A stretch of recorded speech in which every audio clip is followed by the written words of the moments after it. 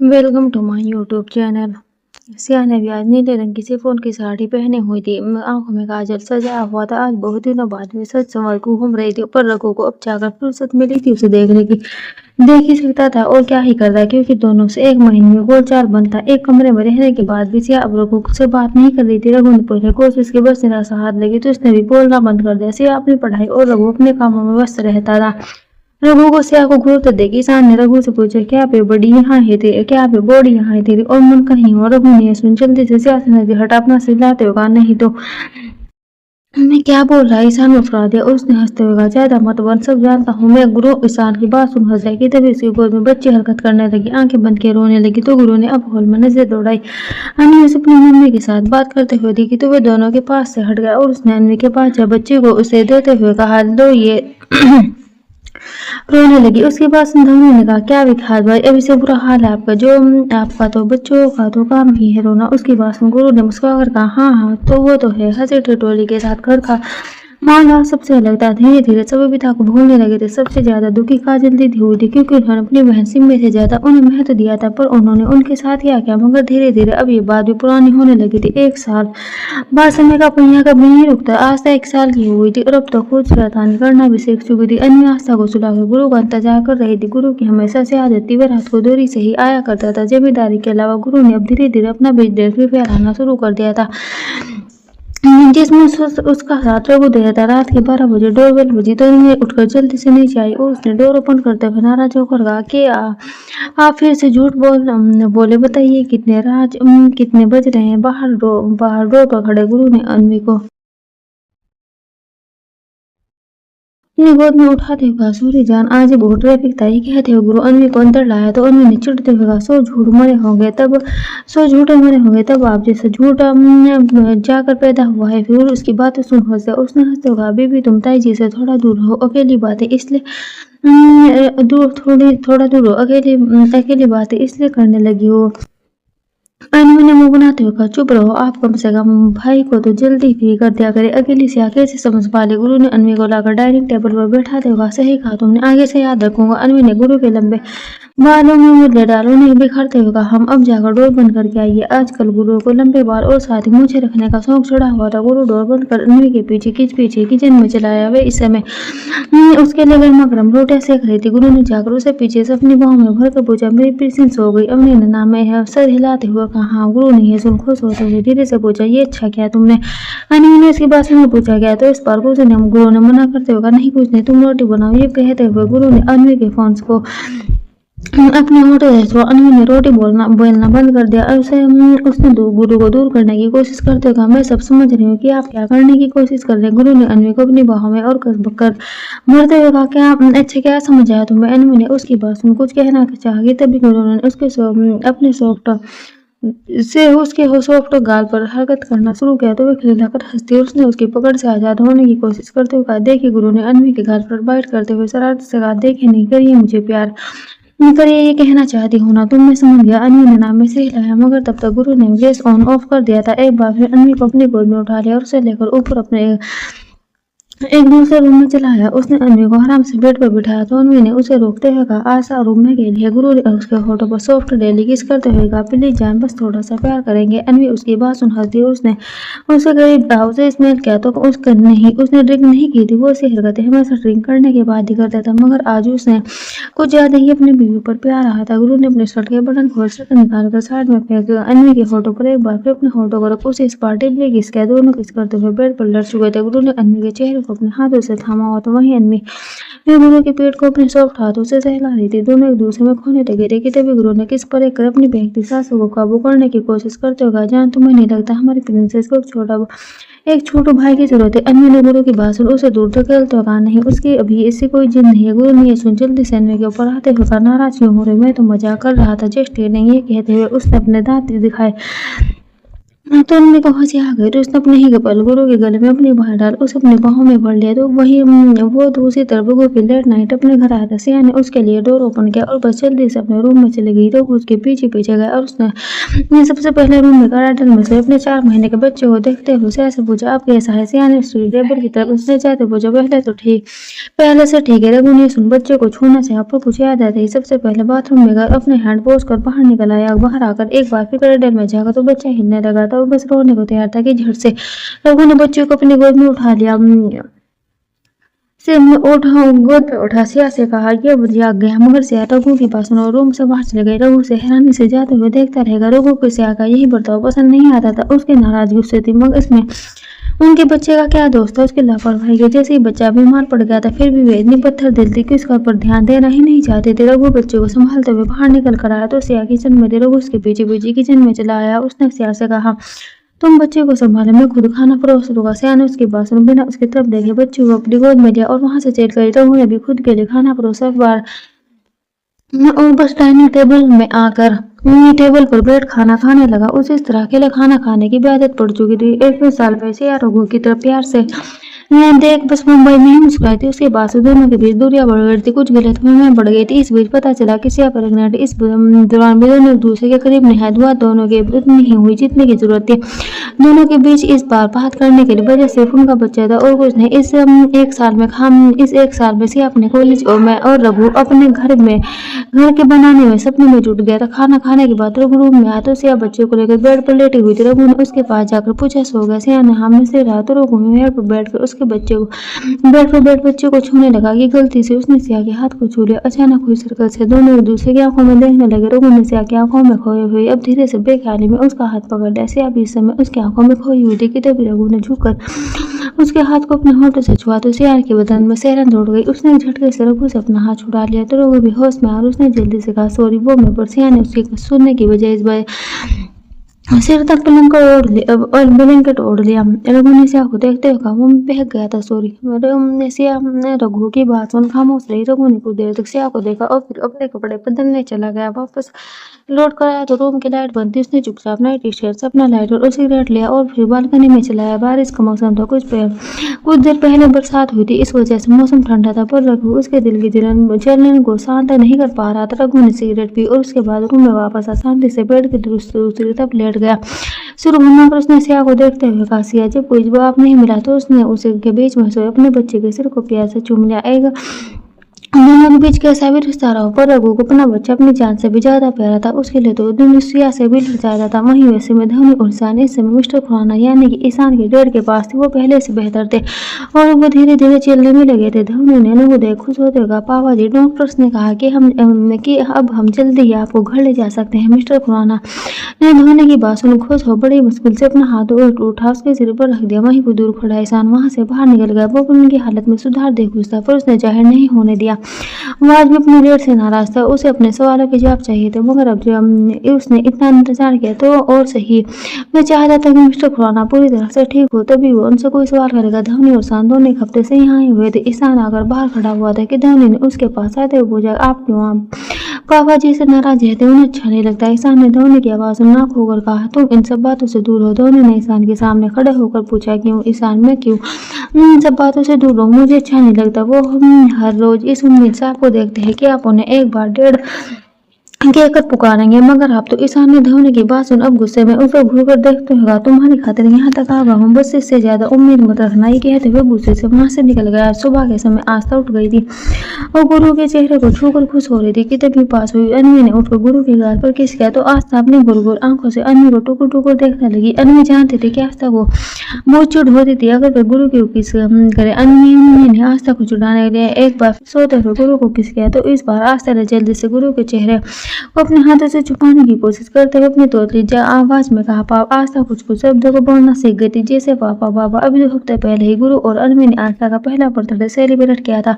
इधर अपने बच्चे की आवाज सुन गुरु जाकर उसने अपनी गुरी आंखों से आस्था को देख अपने सीने से लगा लिया तो अन्वी मुस्कुराई। उसने इस बार अपने बच्चे के सिर को चूम अब गुरु किशन को प्यार से चुमा था कि तभी गुरु ने एक हाथ से उसकी कमर पकड़ उसे अपने करीब खींच उसके गाल पर किस करते हुए गुड मॉर्निंग बीवी। अनवी ने मुस्कुराते हुए वो कहा गुड मॉर्निंग। उन दोनों को देखा आस्था उन्हें घूमने लगी। दोनों हंसती और उसने गुरु से कहा देखो आपकी प्रिंसेस कैसे जल भून रही। गुरु ने मुस्कुराते हुए आस्था को देख उसके अब उसके गाल पर भी किस करते हुए गुड मॉर्निंग पापा आपकी जान। तो बच्चे खिलखिला उठे। उसे सुबह सुबह मस्ती करने की सूझ रही थी। वे एक बार फिर उठकर गुरु के बालों से खेलने लगी तो गुरु ने मुस्कुराते हुए अनवी से कहा देखो तुम्हें मेरे लंबे बाल पसंद नहीं पर मेरी बेटी को उसे तो कितने पसंद आए। अनवी हंसने लगी और अब उठ गई और अपने बालों को समेट उसने उन्हें बांधा कि तभी गुरु ने आस्था के साथ खेलते हुए झट से अनवी के बंधे बालों को खोल दिया। अनवी ने उसी हरकत पर मुड़कर उसे देखते हुए कहा अरे। तो गुरु ने आस्था को आगे करते हुए कहा इसने किया ये तुम्हारी किस्मत बहुत शैतान हो गई है। गुरु की सलाह देख अनवी अब जल्दी से बेड से उठ गई और उसने दूर जाते हुए कहा संभालो अपनी बेटी को मैं नहा कर आती हूँ। मैं गुरु के पड़ोस में रघु अपने घर में अब तक सोया हुआ था। इधर से आने ब्रेकफास्ट रेडी कर दिया था और रूम में आई तो रघु के पास बच्चा मैं लेटे हुए अपने सॉफ्ट टॉय को मुंह में डालकर खेलने में मस्त था। सिया बच्चे के पास आई उसने उसके हाथ से टॉय छीनकर पास पे ही रख दिया। वहीं सिया को देख बच्चे की आंखों में जैसे चमक आ गई। उसने हंसते हुए सिया को देखा मगर सिया ने उसकी तरफ कोई खास ध्यान नहीं दिया और बस बच्चे को अपनी गोद में उठा उसके वार्डरोब से उसके कपड़े निकालने लगी। पर फिर कुछ याद आते ही उसने बच्चे को वापस बेड पर लेटा दिया और खुद एक बार फिर वार्डरोब में कोई ढूंढने लगी। बच्चे का ही कोई सामान था। मिलते ही वार्डरोब बंद कर वो मुड़ी तो उसकी चीख निकल गई और घबराते उसने कहा बेटा। ये कहते हुए बेड पर चढ़ गई और रघु के ऊपर आते हुए उसने बच्चे का सिर पैर पकड़ लिया। अगर वे ना देखती तो बच्चा नीचे गिरने वाला था। वहीं रघु भी सिया की आवाज सुन आंख खुल गई। उसने बच्चे और सिया की हालत देख जल्दी से बच्चे को पकड़कर अपनी बाहों में लिया तो बाहों में लिया उसे संभाला तो रिया ने डरते हुए कहा इसने पलटी मारना शुरू कर दिया। बच्चा इस सब के कारण रोने लगा था। वहीं सिया की बात सुन रघु ने बच्चे को चुप करवा देगा क्या मतलब। सिया ने रघु से बच्चा अपने गोद में ले उसे अपने गले से लगाते हुए तुम सच में बेवकूफ। मैं कह रही हूँ किसने पलटी मारी। पहली बार में मैं यहाँ लेटा कर गई थी। रघु को जाकर सिया की बात समझ आई तो वह भी खुश होगा पर फिर अगले ही पल उसने बच्चे के सिर पर हाथ फेरते हुए ये तो दिन ब दिन शैतान होता जा रहा है। अब से ज्यादा ध्यान देना पड़ेगा इस पर। सिया ने बच्चे के सिर को चूमते हुए हाँ में सिर हिलाया और जैसे बच्चे को दूध पिलाना चाहते किसी होश आएगी रघु उसके पास ही बैठा हुआ है। रघु उसके ऐसा करने पर बेड से उठ गया और उसने नाक होते हुए कहा मुझसे शर्माने की जरूरत नहीं है पति हूँ तुम्हारा कोई गिर नहीं। सिया उसकी बात सुन चुप रही और फिर बेटे को लेकर रूम से बाहर चले गई। रघु ने सिया को देख एक आह भरी और अपने बालों में उंगली फेरते हुए कहा पता नहीं क्या चाहती हो। वहीं दूसरी तरफ मुंबई में जल्दी जल्दी रेडी हो रहा था कि तभी प्रीति ने उसके सामने खड़े होकर उसके शर्ट के बटन लगाते हुए कहा एसीपी साहब इतना फड़बड़ा क्यों रहे हैं। अभी ने उन्हें प्रीति के कान खींचते हुए कहा तुम तो रहने ही दो मैडम थोड़ी सी छूट क्या दे दी वो शरारत सी गई हो। प्रीति उसकी बात सुन खिलखिला दी। असल में आज सुबह उसने बिना को उठने नहीं दिया और जिद करते हुए बस सुकून से उसके सीने पर सर रख सोती रही।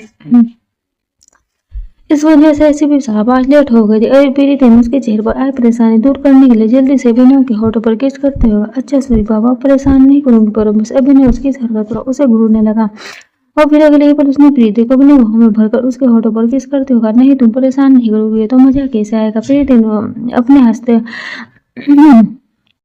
प्रीति ने हंसते हुए कहा अच्छा भी नहीं मुस्कुरा दी। उसने एक बार फिर उसके होठ पर किस करते हुए कहा हम दोनों एक साथ दोनों एक दूसरे के साथ खोए हुए थे कि दोनों अपनी 6 माह की बेटी के रोने की आवाज सुन होश में। अभी इन्होंने प्रीति से दोनों जल्दी से बेड पर लेटे अपने बच्चे को गोद में उठाते हुए कहा आले में मेरा लिटिल स्टार। प्रीति ने एक बेटी को जन्म दिया था जो कि अब 6 महीने की हो गई थी। अभिनव और प्रीति के बीच अब सब कुछ बदल चुका था। दोनों एक दूसरे के लिए अपने प्यार का इजहार कर चुके थे। अभिनव का साथ पाकर प्रीति की फिर टेल्स वाले प्रिंस को पाने की इच्छा पूरी हो चुकी थी। अभिनव के दिल में अब सिर्फ और सिर्फ प्रीति वो नहीं को भूलकर आगे बढ़ चुका था। वहीं धर्मी और ईशान इस समय सफलता की ऊंचाइयों को छू रहे थे। दोनों एक दूसरे के साथ पाकर खुश थे और फिलहाल धवनी का ध्यान ईशान के डेट पर था और ईशान का ध्यान धवनी और अपने बिजनेस पर था। और दिन हरियाणा में शाम को लगभग 4 बजे लोगों बेटे को डायपर चेंज करने में मगन था कि तभी उसका फोन बजने लगा। कॉल गुरु का था। उसने पिक करते हुए कहा हाँ बोल। गुरु ने कहा जल्दी 6 बजे तक दिल्ली के लिए निकलना है। रघु ने गुरु की बात सुनकर कहा बस सिया को कॉलेज से लेकर आया। गुरु ने कहा हाँ। गुरु ने हाँ कहा कॉल एंड कर दिया। इधर आज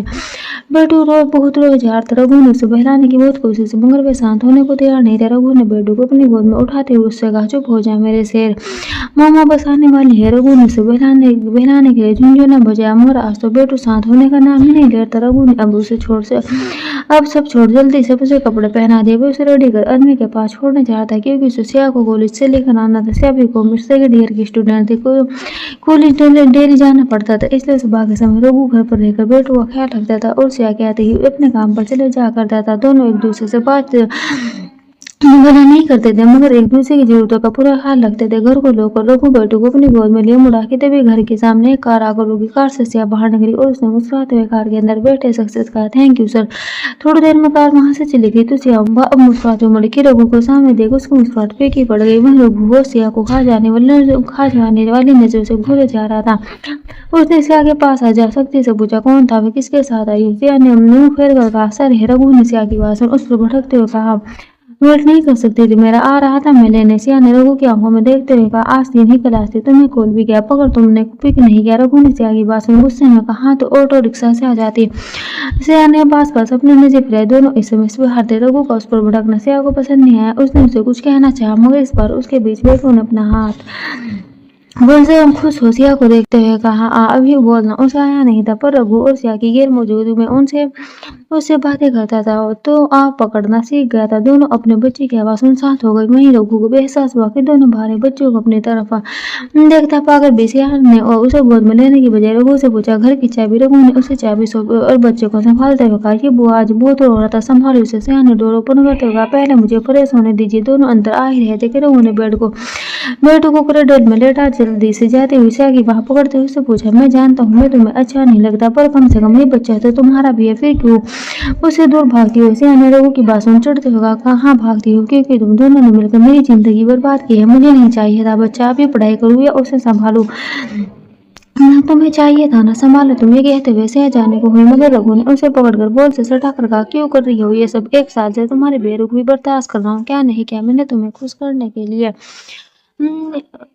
कहाँ कमी रह गई बताओ मुझे, आज जवाब चाहिए। लेकिन हमने सिया ने रघु की बात सुन गुस्से में कहा, तुमने मुझे खुश करने के लिए कुछ नहीं किया, सब कुछ अपने और अपने बच्चे के लिए किया। दोनों एक दूसरे में केस में लड़ने में बिजी थे, वहीं पालने में लेटा बेटू रोई जा रहा था। सिया की बातों में बेरुखी देख रघु ने कुछ कहना चाहा मगर अन्वी की आवाज में दोनों चुप हो गए। इधर रघु के घर पर आई अन्वी डोर खुला देख अंदर चिल्लाई मगर उन दोनों को देखो चिल्लाई भाई। रघु ने अन्वी की आवाज सुन सिया को छोड़ दिया। सिया की आंखों में नमी आ चुकी थी, उसके आंसू बाहर ना निकले इससे पहले वे जल्दी से वहां से रूम में चले गई। इधर उन्होंने बच्चे को अपनी गोद में लेकर कहा, आप दोनों चाहते क्या है? अगर इस तरह से लड़ना है तो एक दूसरे से अलग रहिए, इतनी नफरत है एक दूसरे से तो क्यों साथ रह रहे हो? रघु ने अपने आप बनाए आंसू को पोंछ कर जल्दी से कहा, भाभी प्लीज आप अगर उसे कह देना कि मैं दिल्ली नहीं जा सकता। अन्वी चुप रही और सिया के पीछे पीछे चली गई। इधर से अपने बहते आंसू को पोंछ कर अपने गाल लाल कर चुकी थी।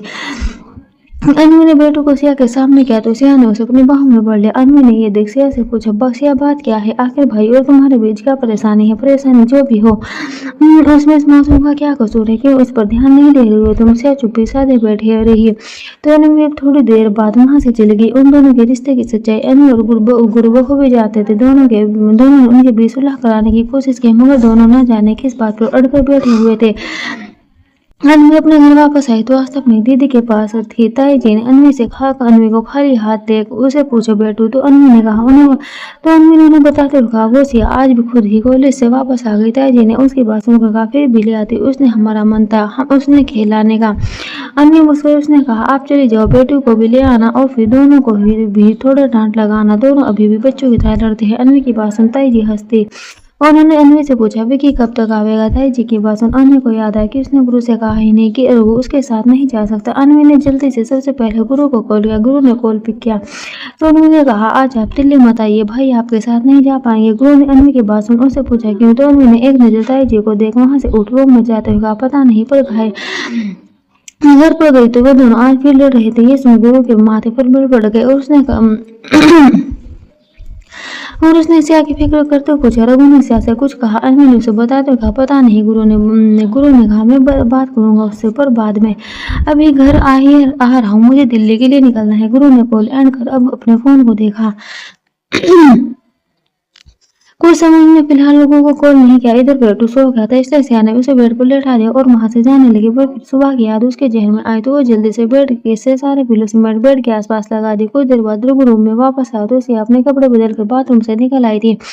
रघु ने सीधे उसकी तरफ अपने कदम बढ़ाए। सिया हड़बड़ा गई और फिर दूसरी तरफ भागी गई। तभी रघु ने उसकी बांह पकड़ उसे एक बार फिर अपने पास खींचते हुए थोड़े गुस्से में कहा, इस बार चुप रहा मैं, पर तुम अगली बार ये तुम्हारा सर तुम्हें छोड़ने आता हो तो उसे कार से निकाल कर तुम्हारे सामने ही पीटूंगा। सिया रघु की बात सुनो उसे देखने लगी तो रघु ने अपने सिर हिलाते हुए कहा, हाँ ऐसा ही करूंगा मैं। इतना कहकर वो अब मुड़ा तो सिया ने चिढ़कर कहा, तुम्हें इन सब के अलावा आता ही क्या है? तो रघु ने अपना सिर पीछे घुमाते हुए कहा, बहुत कुछ आता है, पर तुमने जानने की कोशिश नहीं की। रो रो कर बस सबके सामने ये जताना आता है कि तुमने सीधी सादी गाय और मैं पागल सांड। सिया रघु की बात सुन उसे घूरने लगी। वही तो अपनी बात कहे अब रूम से बाहर निकल गया। रात के समय रघु रघु घर आया तो सिया खाना बना रही थी। वहीं बेटू इस समय भी सोया हुआ था। रघु जाकर किचन में सिया के पीछे खड़ा हो गया। सिया को एहसास हो चुका था और वो बस रघु के अगले कदम का इंतजार कर रही थी कि तभी रघु ने उसे पीछे से अपनी बाहों में भर लिया। सिया उसके ऐसा करने पर कांप उठी। आज 1 साल बाद रघु उसके इतने करीब आया था। सिया की आंखों में पानी आ गया। उसने रघु से खुद को छुड़ाने की कोशिश की। अपने भरे गले से कहा, क्या कर रहे हो? रघु ने सिया को थामा हुआ ही कहा, मैं तुम्हें मना रहा हूँ। मैं तुम पर आज भी चिल्लाया। रघु की आवाज में बदलाव को महसूस कर सिया ने अपना सिर घुमा कर उसे देखा। उसने ड्रिंक की हुई थी मगर स्मेल नहीं आती। सिया ने उसे दूर करने की कोशिश करते हुए कहा, छोड़ो मुझे। तो रघु ने मना करते हुए कहा, नहीं, अभी थोड़ी देर तो रहो ना। मेरी बाहों में कितना तड़पाऊं पर तुम नहीं समझोगी। सिया ने अपने सामने जलती हुई गैस को बंद कर अब रघु को दूर धकेल दिया और जल्दी से किचन से बाहर निकल गई। रघु उसके पीछे पीछे रूम में आया तो उसकी नजर बेड पर खेलते अपने बच्चे पर गई। बेड जाग गया था और अपने हाथों को हिलाते हुए मुंह से आवाजें निकाल रहा था। वो इस समय बात करने के मूड में था पर उसके मम्मा पापा के पास इतना टाइम कहाँ था। वही रघु से खेलते देख मुस्कुरा दिया और उसने जाकर बेड पर बैठते हुए सिया से कहा, क्या तुम मुझे और बेटू को जरा भी पसंद नहीं करती क्या? इतने बुरे हम दोनों। सिया जो कि बेड पर बिखरे बेटू के टो समेट कर रख रही थी उसके हाथ अब काम करते करते रुक गए। रघु उसे देखकर मुस्कुरा अब उठकर उसके पास आने लगा था कि तभी सिया ने कहा, दूर रहो, दूर से बात करो। उन दोनों की आवाज सुनो। बच्चे ने आवाज की उन दोनों को एक साथ बच्चे पर नजर डाली। रघु ने अब सिया को छोड़ बच्चे के पास बैठते हुए उससे कहा, चैन को आज नींद नहीं आ रही, सो जाओ ना। आज पापा को मम्मा से बात करनी है।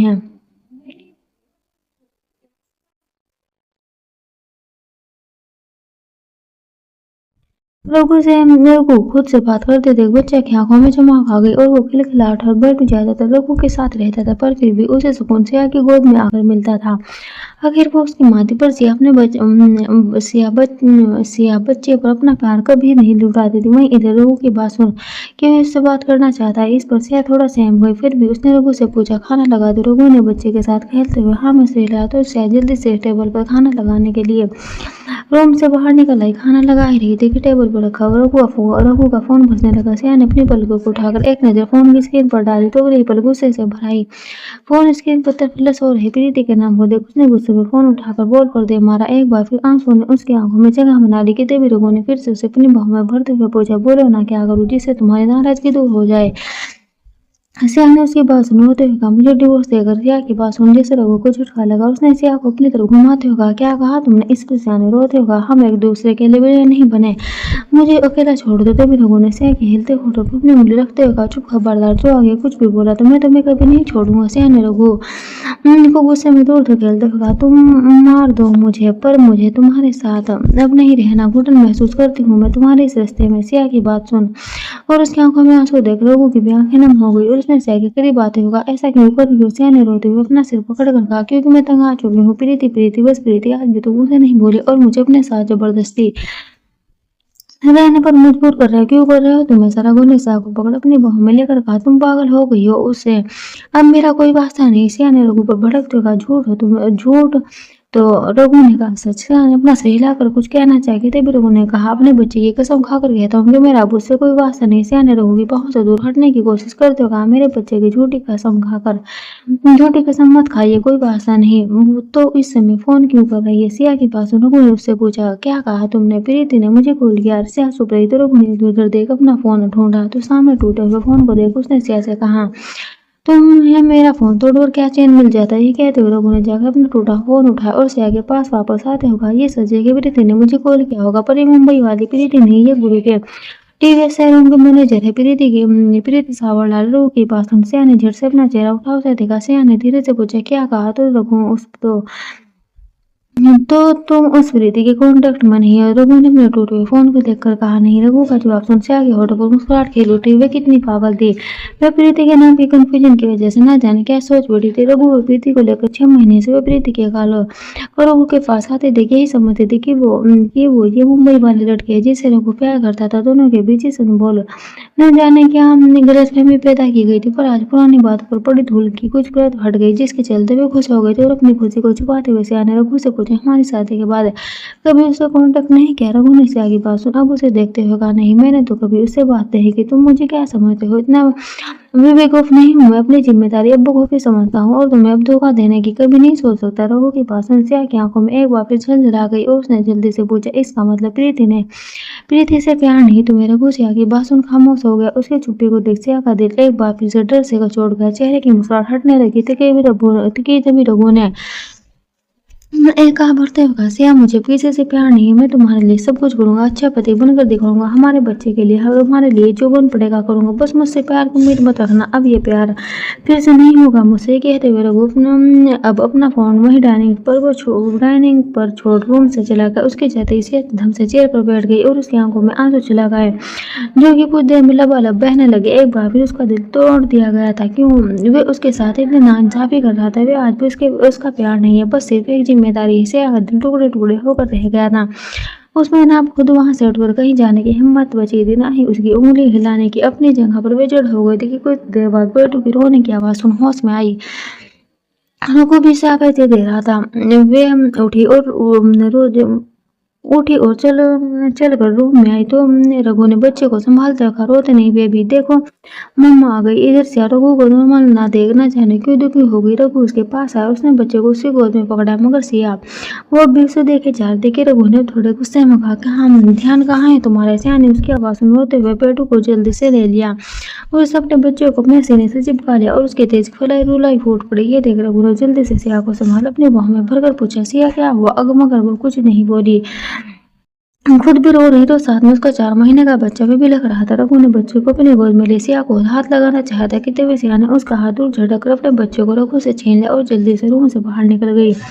निकलते उसे रूम में चली गई। रघु पीछे पीछे आया, मगर तब तक सिया ने डोर लॉक कर लिया। रघु चिल्लाया, सिया क्या बेवकूफी है? दरवाजा खोले तो इस पर सिया ने मना करते हुए कहा, नहीं मुझे तुम्हारी शक्ल पे नहीं देखना, दूर रहो मुझसे। रघु उसकी बात सुन रुक गया। उसने नाराज होते हुए पूछा, क्या परेशानी है तुम्हें, क्यों कर रही हो ये सब? सिया ने उसकी बात का कोई जवाब नहीं दिया। रघु डोर पर अपने हाथ पीटते हुए सिया को आवाज देते हुए थक गया तो जाकर अपने रूम में सोया। सुबह के समय रघु की आंख खुली तो वो अपने चेहरे पर हाथ फेरते हुए उड़कर बैठ गया था कि तभी कल रात का नजारा उसकी आंखों के सामने घूम गया और उसने सिया का नाम लेते हुए कहा, सिया। वो जल्दी से उठकर बगल वाले रूम की तरफ भागा तो देखा रूम खुला हुआ था। रघु जल्दी से अंदर आया तो रूम में ना तो सिया थी और ना ही बेटू। रघु ने सिया को सुहारते हुए कहा, सिया चेप कहाँ हो तुम? दोनों ने सिया पर कोई आवाज सुनाई नहीं दी तो एक रघु इधर उधर पूरे घर में सिया और बच्चे को ढूंढने लगा। घर में ना मिलने पर वे जल्दी से छत पर गया तो सिया वहां पर भी नहीं थी। अब उसका दिल डर के घेरे में आ गया था। सुबह सुबह सिया और बेटू कहाँ जा सकते थे, ये सोच वो जल्दी से घर से निकल पड़ोस में गुरु के घर की तरफ भागा। रघु घबराते हुए अंदर पहुंचा। उसने अनवी को आवाज देते हुए कहा, भाभी भाभी। अनवी इसकी आवाज सुन किचन से बाहर निकल कर आई थी कि रघु ने भागकर उसके पास जाकर उससे पूछा, भाभी से प्लीज अपना फोन दीजिए। अनवी ने रघु को हड़बड़ाते देख उससे पूछा, भाई आप ठीक है, हुआ क्या है? इस पर रघु ने कहा, सिया पता नहीं मुझे छोड़कर कहाँ चली गई। उसके बाद सुन अनवी ने हैरान होकर उससे पूछा, क्या आपको पता कर नहीं गई? वो तो ताया जी के साथ सुबह ही गाँव चली गई। रघु ने अपनी आंखें छोटी करते हुए पूछा, क्या गाँव? अनवी ने हाँ में चिल्लाते हुए कहा, हाँ गाँव कह रही थी कि रक्षाबंधन के लिए जा रही। रघु ने अनवी के बाद सुन अब जल्दी से उसे फोन ले लिया तो कॉल किया। सिया ने 2 रिंग के जाते ही कॉल लेकर अनवी से कहा, हाँ भाभी अभी बस पहुंचने ही वाले हैं। मैं बोल ही रही थी कि रघु ने उसे बीच में रोकते हुए, तुम्हारे यहाँ से जाने की हिम्मत कैसे हुई? रघु की आवाज सुनते सिया ने कॉल कट कर दिया। रघु उसके ऐसा करने पर गुस्से से लाल हो गया था। उसने फिर से सिया को कॉल किया पर इस बार फोन बंद जा रहा था। गुस्से में रघु ने फिर दांत पीच लिए तो उसे देख अनवी ने पूछा, आप दोनों का फिर से झगड़ा हुआ है? रघु ने अनवी की बात सुन गुस्से में कहा, भूत हो गया भाभी। अब तक 1 साल से चुप रहकर उसके हर बात को सुना, जैसा आपने चाहा वैसा मैं उसके लिए बना। उसने मेरे बच्चे को मारने की कोशिश की, वे बर्दाश्त भी किया, पर अब बस और नहीं, अब मैं उसे दिखा कर ही रहूंगा कि रघु क्या चीज है। इतना कहकर उसने अनवी को वापस फोन थमा दिया और वह गुस्से से घर से निकल गया। उसे इस तरह से जाते देख अनवी घबरा गई। उसने जल्दी से गुरु को कॉल किया तो गुरु ने कॉल पिक करते हुए कहा, हम मेरी जान आ रहा है, उसके आ रहा हूँ। उसकी बात सुन अनवी ने कहा, विख्या जल्दी आई, मुझे लगता है सिया और भाई के बीच का सब कुछ ठीक नहीं है। सुन गुरु ने अपनी आंखें भींच ली और फिर धीरे से कहा, रघु क्या करूँ मैं तुम दोनों का? अनवी घबराई हुई थी तो गुरु ने उसे शांत करते हुए कहा, तुम फिक्र मत करो, मैं आ रहा हूँ। इधर गुस्से में रघु पागल हुए जा रहा था। सिया उससे क्या वादा तोड़कर छोड़कर चली गई थी, उसके बच्चे को लेकर चली गई थी। ऐसा क्यों किया उसने? रात में तो उन दोनों की लड़ाई भी नहीं हुई थी तो तो फिर ये सब क्यों? अब सब सोचते हुए रघु ने रूम में रखा सामान इधर उधर फेंक गुस्से में चिल्लाते हुए आ रहा हूँ मैं सिया तुम्हारे पास, तुम्हारा पीछा इतनी आसानी से नहीं छोड़ूंगा। वहीं गाँव में सिया अपनी मम्मी के घर पहुंच गई थी। उसकी मम्मी ने क्या कह दी, अब अपने नाते को अपनी गोद में लेकर उससे कहा, राघवेंद्र जी न आए। सिया ने सिर झुकाते हुए कहा, नहीं, उन्हें कुछ काम था, मैं ताई के साथ आ गई। सिया को आते देख उसकी भाभी भी मुस्कुराते उसके पास आ गए। लगने मिली, वो आज भी वैसी थी, मगर सिया के आगे अब उसकी एक नहीं चलती थी। सुबह का समय था तो सिया के भाई और पापा खेतों पर जा चुके थे। सिया की मम्मी और उसके कमरे में ले आए और उन्हें अपनी नाती को अच्छे से देख उस पर लाडू लगाते हुआ, कितना दुबला हो गया, तो ठीक से ख्याल न रखती हमारे लाल का। सिया ने अपनी मम्मी की बात सुना, एक नजर अपने बच्चे पर डाली तो हाँ, वो सही कहते, जन्म के समय कितना गोलू मेलू पैदा हुआ था, गोरा रंग, फूले फूले गाल थे उसके और दिखने में बिल्कुल रघु के जैसा, काली आंखें, रघु के जैसे नाक, यहाँ तक कि उसके पीछे से पतले पतले होठ, सिया की आंखें भराई। न जाने किस बात की सजा वो अपने बच्चे को दे रही थी। इसमें उसकी क्या गलती थी? मम्मी के सामने खुद को रोने से रोकने के लिए वो खुद खड़ी हो गई। उसने अपनी मम्मी के मुंह से फेरते हुए कहा, मम्मी मुझे प्यास लगी। तो उसकी बात सुन वो अब उसके लिए पानी लेने चल गई थी और उनके जाते ही अपना चेहरा अपने हाथों में छुपा कर रो पड़ी। समझ नहीं आ रहा कि उसे कि वे किस दोस्त इस बबीता को या अपनी किस्मत को, जिसने उसे रघु से मिलवाया, हमेशा उसका दिल तोड़ता था। और कल रात एक बार उसके साथ वही सब कैसे गाँव आकर जैसे खुद को आजाद महसूस कर रही थी। रघु उसकी बातों से दूर रखने की कोशिश कर रही थी। उसका बेबी वो इस समय सोया हुआ था। सिया की भाभी ने उसे देख उसकी चोटी लेकर कहा, की बात हो गई सिया? जब से आई है तब से मुस्कुराहट ना देखी थारे चेहरे पर। सिया उनकी बात सुन सक पा गई और उसने बात संभालने की कोशिश करते हुए कहा, नहीं नहीं तो भाभी। वहीं शहर में गुरु दिल्ली से वापस लौट कर आया तो उसे अनवी से पता चला कि रघु गांव के लिए निकल गया। गुरु ने अनवी और आस्था को अपने साथ लिया और गांव के लिए निकल गया। अनवी ने गुरु को देख परेशानी से कहा, फास्ट ड्राइव मत कीजिए। गुरु ने उसकी बात सुनकर स्पीड कंट्रोल करते हुए, मैं परेशान हो गया हूँ, इन दोनों सब की बात निपटारा करके ही दोनों को वापस लाऊंगा। अनवी ने गुरु को परेशान होते देख उससे कहा, सब ठीक हो जाएगा, आप टेंशन मत लीजिए। इधर गांव में दोपहर का समय हो चला था। चबीली इस समय गांव आई हुई थी। सिया के आने की खबर सुन उसने उससे मिलने चली आई थी। दोनों बैठे हुए बातें कर रही थी कि तभी सिया की भतीजी और शीला भाभी की बेटी गुनगुन गुनगुन वहां आई और उसने सिया से कहा, बुआ फूफा जी आ गई। गुनगुन की बात सुन सिया हड़बड़ाकर अपनी जगह से उठ खड़ी हुई। सिया की आंखों में घबराहट महसूस करते हुए चबीली ने उससे पूछा, क्या हुआ सिया? सिया ने नाम सिलाया और सब कुछ कह पाती कि तब तक रघु शीला भाभी के साथ रूम में चला आया।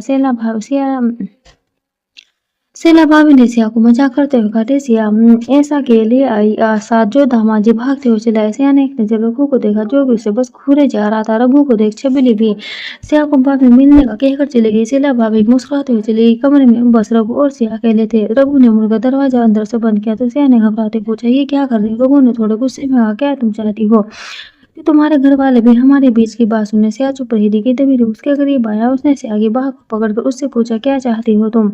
इस तरह से आने का क्या मतलब है? सिया ने रघु की बात सुन उससे खुद को छुड़ाने की कोशिश करते हुए कहा, यही कि मैं अब और तुम्हारे साथ नहीं रहना चाहती। हम एक दूसरे के लिए बने ही नहीं थे। रघु को सिया की बात सुन गुस्सा आया और उसने सिया को कमर से थाम अपने और अधिक करीब कर उसकी आंखों में देखते हुए कहा, पूछ जवान चलने लगी है ना तुम्हारी? सिया की आंखें भर आई। उसने खुद को शांत रखने की कोशिश करते हुए कहा, छोड़ो मुझे प्लीज, यहाँ कोई तमाशा मत बनाओ मेरा। रघु सिया की बात सुनकर मुस्कुराया। उसने धीरे से कहा, ये काम तो तुम्हें करना ज्यादा पसंद है। रघु ने सिया को बाल से सटाकर झुककर उसके होठों के करीब अपने होठों को लाते हुए कहा, वापस चलो मेरे साथ। सिया ने मुंह फेर कर कहा, नहीं, मैं वापस नहीं जाऊंगी, मुझे डिवोर्स चाहिए। सिया की बात रघु को तीर की तरह दिल पर लगी। उसने सिया की कमर पर अपनी पकड़ मजबूत करते हुए कहा, तुम्हें होश भी है? तुम क्या कह रही हो? मेरा हमारे बच्चे का सोचो, क्यों मुझसे मेरी खुशियां छीन रही हो? सिया की बात सिया की आंखों से आंसू बहने लगे थे। उसने सिसकते हुए कहा, चाहो तो बेटू को अपने साथ लेकर जा सकते हो, तुम्हारी खुशी तुम्हारा बच्चा तुम अपने साथ लेकर जा सकते हो। ये सुन रघु की आंखें भर आई। उसने सिया से कहा, बेटू को उसकी मम्मा की भी तो उतनी जरूरत है जितने की पापा की, और बेटू के पापा को भी बेटू की मम्मा की जरूरत है। सिया ने इस पर मना करते हुए कहा, नहीं, मेरी किसी को कोई जरूरत नहीं है, ना तुम्हें और ना ही। सिया आगे कुछ कहते उससे पहले रघु ने उसके होठों पर अपनी उंगली रखते हुए कहा, सच बहुत बोलती हो तुम। सिया की इस को सुन रघु ने उसके कंधे पर अपना हाथ अपना सिर रखते हुए कहा, क्या मेरा ये कहना जरूरी है कि मैं तुम्हें प्यार करता हूँ? मुझे नफरत है इस प्यार शब्दों से। मैं तुम्हें हर खुशी दूंगा, पर क्या ये जरूरी है कि हमारे बीच बात इस प्यार शब्द पर आकर ठहर जाए? सिया ने रघु की बात सुन एक बार फिर अपना चेहरा दूसरी तरफ मोड़ते हुए कहा, मैंने कहा तो कुछ जरूरी नहीं, पर मेरा तुम्हारे साथ होना ही गलत है, क्योंकि मैं प्रीति नहीं हूँ। अगर प्रीति होती तो साथ तुम मुझसे प्यार करते, मैं सिया हूं ना तो बस तुमसे प्यार करती है। ये जानते हो कि उसके प्यार देने के बदले में प्यार वापस कभी नहीं मिलेगा। रघु ने सिया के कंधे थाम कर कहा, सिया खुद को संभाल न सके और हार कर रघु के गले लग रो पड़ी। उसने रोते हुए रघु से कहा, तुम मुझे सिखाओ कि कैसे बिना प्यार के एक शादी को निभाया जाता है। कैसे ये जानकर भी मैं रहना सीख जाऊं कि मैं जिसे चाहती हूँ मुझसे कभी प्यार नहीं करेगा। उसके दिल में मेरे अलावा हमेशा कोई और रहेगी। रघु सिया की बात सुन चुप हो गया। उसके सवालों के जवाब नहीं थे उसके पास।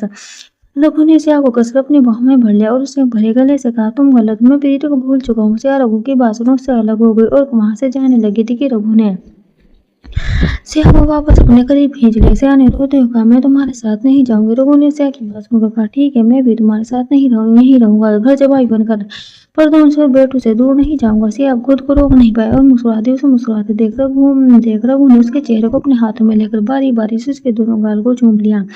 उसके ऐसा करने पर सियाने को एक सेकंड महसूस हुई। आंखें बंद कर रघु के पीठ पर अपने हाथ रख उसके आलिंगन हो गई। रघु अभी भी उसका चेहरा अपने हाथों से लिए उसकी बंद पलकों को, उसकी नाक को, उसके पूरे चेहरे को बस्तियों में जा रहा था। आखिर एक लंबे वक्त बाद दोनों सब कुछ भुला एक दूसरे के एहसास में खोने लगे थे। रघु ने सिया के गुलाबी होठ को अपने होठों को रख उसे किस किया तो सिया ने उस पर अपनी पकड़ मजबूत कर ली। उसके होठों को चूमते हुए रघु ने अब धीरे से उसके बंधे बालों को खोल उन्हें सहलाया तो उसके ऐसा करने पर उससे मुंह फेर कर एक आह भरी तो रघु ने उसके होठों को उसके कंधे पर रघु ने अपने होठों को उसके कंधे पर रख दिया। सिया ने भारी हो चुकी सांसों को काबू करते हुए कहा, छोड़ो, कोई आ जाएगा। रघु ने सिया की सूंड की डोरी खोल उसके गले को चूमते हुए कहा, नहीं छोड़ूंगा, आने दो जिसको आना है। अपनी बना के खोल सिया ने रघु को देखा। वे भी बहक गई थी। रघु के छूने से आखिर कितनी लंबी जुदाई के बाद दोनों आज एक बार फिर इतने करीब थे। रघु के सिया के सीने पर अपना सर रख सब कुछ भूल गए थे। रघु ने एक पल ही बिना गवाए उसे अपनी बाहों में उठा लिया और बेड तक लेकर आया। बेड पर सो रहे बेटू को उसने आहिस्ता से उठाकर थोड़ा साइड में लेटाया तो सिया ने उसे टोकते हुए कहा, पिलो लगा दीजिए, आजकल पलटना सीख गया है। सिया की बात सुन रघु हंस दिया। उसने प्यार से अपने बच्चे को देखते हुए उसके आसपास पिलो लगा दिए तो अब सिया के पास आया उसे अपनी मुंह में भरकर समय लेट गया। सिया ने रघु से कहा, मम्मी घर पर ही है, भाभी भी है। रघु मुस्कुराया और उसने सिया से कहा, तो चलो हम अपने घर चलते हैं। सिया की ये बात सुन जैसे नींद से जागी एक टक रघु को देखने लगी। वो कितनी जल्दी उसके छूने से भर से पिघल गई। उसने जल्दी से करवट बदल रघु से कहा, यहाँ से चले जाओ। रघु ने सिया को पीछे से अपनी बाहों में भर कर कहा ना, तुम्हारे बगैर कहीं नहीं जाऊंगा। वैसे भी ये सब छोड़ो, हम अपना अधूरा रोमांस पूरा करते हैं। सिया रघु की बात सुन गुस्से से लाल हो गई। कैसा बेसब आदमी है, वो नाराज है और उसे रोमांस करना है, वे भी तब जब उसे प्यार ही नहीं है। रघु ने सिया के सिर के बालों को साइड कर उसकी पीठ पर अपने होठ रखे थे कि सिया ने अब गुस्से में रघु को धकेल कर पेड़ से नीचे गिरा दिया।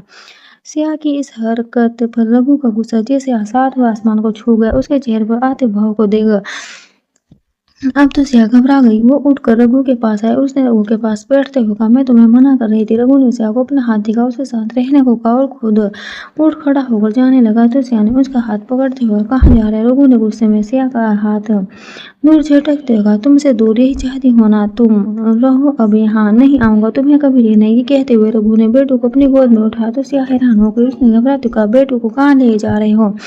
इस पर रघु ने कहा, अपने साथ चाहती थी ना तुम कि मैं इसे अपने साथ लेकर चला जाऊं ताकि तुम्हें हम दोनों से छुटकारा मिल सके। क्या? सिया ने जल्दी से रघु की बाजू पकड़ते हुए कहा, पागल हो गई होगा, ये मेरे बगैर कैसे रहेगा? रघु ने अपने गुस्से पर काबू करते हुए कहा, तुम्हारे कुली जाने के बाद रह लेता है ना तो अब रात में भी अकेले रहना सीख जाएगा। Thanks for watching, bye bye.